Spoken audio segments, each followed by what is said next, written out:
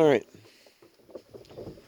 Okay, so this video is just going to cover two smocks that I bought and the features that are currently on them and the features that we're gonna put on them. Okay, so we'll start off. Both of these smocks are extra large. They're made by 0241 Tactical. They can be found at 0241tactical.com. They seem to be made in the United States. I think they are. Anyways, and the two different models of smock. This one's an Anorak with a large central pocket and no front zip. And this one is more your conventional front zip type smock. Okay, and I should mention I purchased both of these secondhand in Canada. So I don't know where you can get them, if you can get them. Um, and I don't know what the retail price is.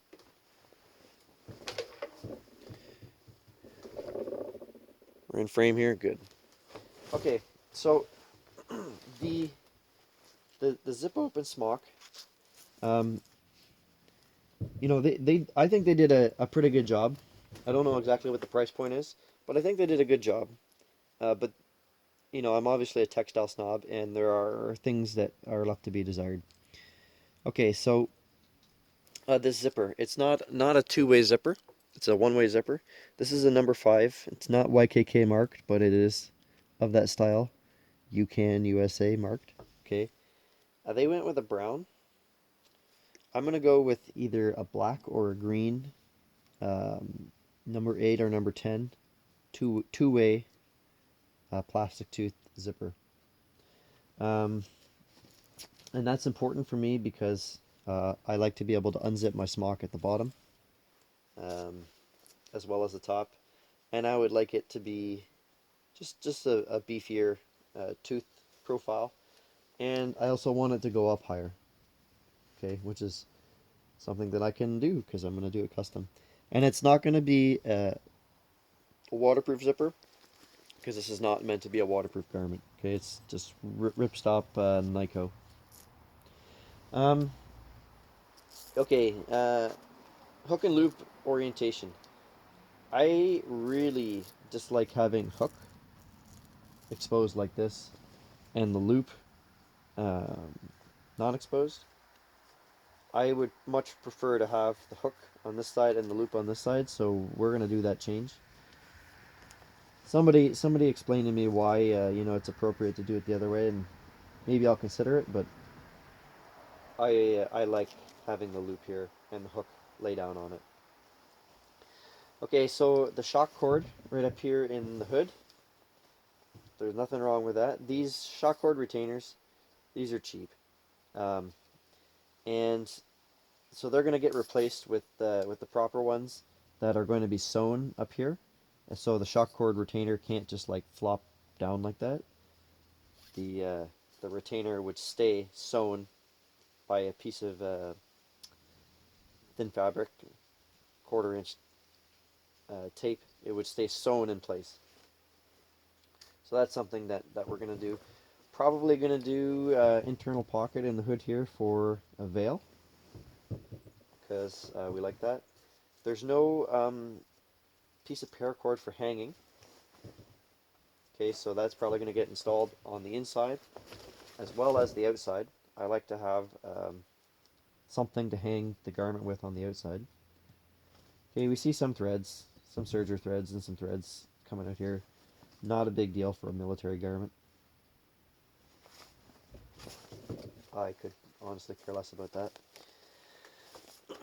I got some gripes with the pockets on the sleeves. Okay, so they're closed with these BDU buttons, which is good. That's a silent approach. But what I'm going to be doing is what I like to call the Navy mod, or the Type 3 mod, and that is follows the suit of the Naval Combat Dress, U.S. Navy Naval Working Uniform Type 3. Um, and they have Velcro to close as well as buttons, but they have a second separate piece that comes over and will silence the Velcro.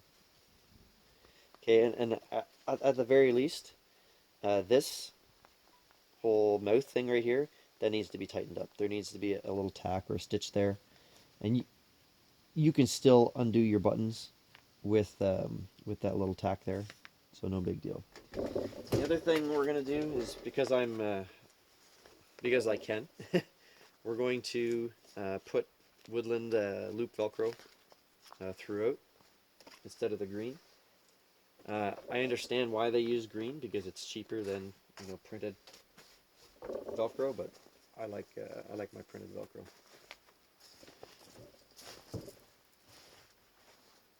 Okay, it's going to get pit zips installed on each. The upper blouse pockets, same idea. They're going to get the exact same closure as the ones on the sleeves. And I'd like to try something new, where I install a little coil zipper like this in the pocket, so that when you're wearing body armor and the body armor cut would come down somewhere like this, let's say, you can unzip this pocket on the side and still access it without accessing it from the top.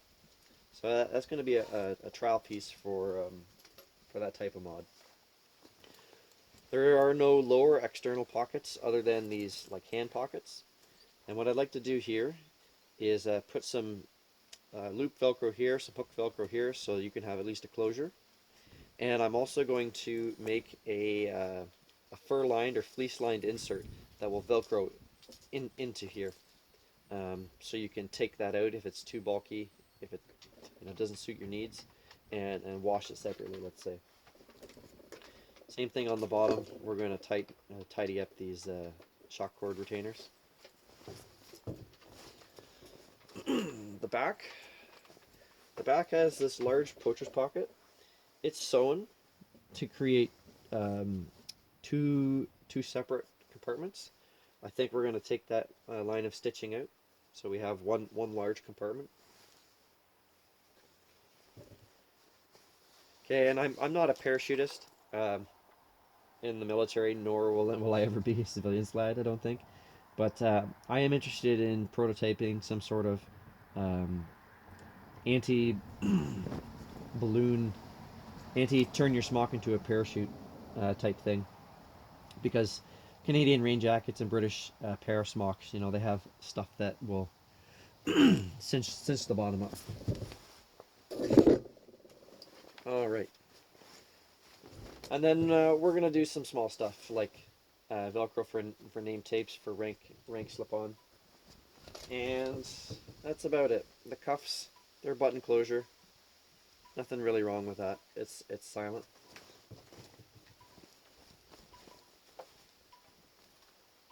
Okay. Then we'll quickly jump over to the Anorak here. So, same thing. It's got the exact same type of back pocket. We'll do the exact same type of mod there. On the sleeves, they've omitted the large pieces of Velcro here. I assume that's because you don't really need it when you're trying to be sneaky. And I think this smock is more about sneaking.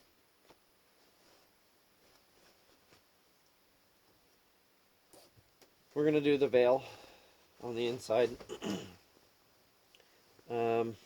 This is a large pass-through pocket in the front, kangaroo style pass-through pocket. I like that. And again, probably do the same insert. Maybe have the inserts movable between jackets. Even though this is one large piece, I'm still going to have the two separate pocket lining inserts. Pit zips. Going to have some pen pockets on the sleeves. This is a Warrior Gear.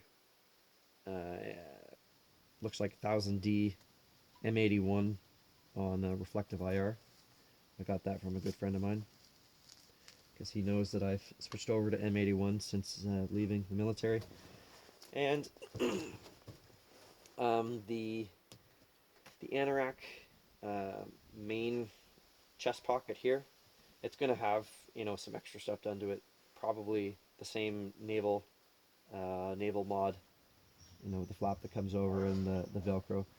On the inside though, I'm not entirely sure what to do. I'm thinking of loop lining the back, so I can have all my, you know, PP&S shooting kit and stuff in there. Um, yeah, looking for any sort of insight on what would be good to do as mods for this large Anorak pocket. All right, and that's basically it.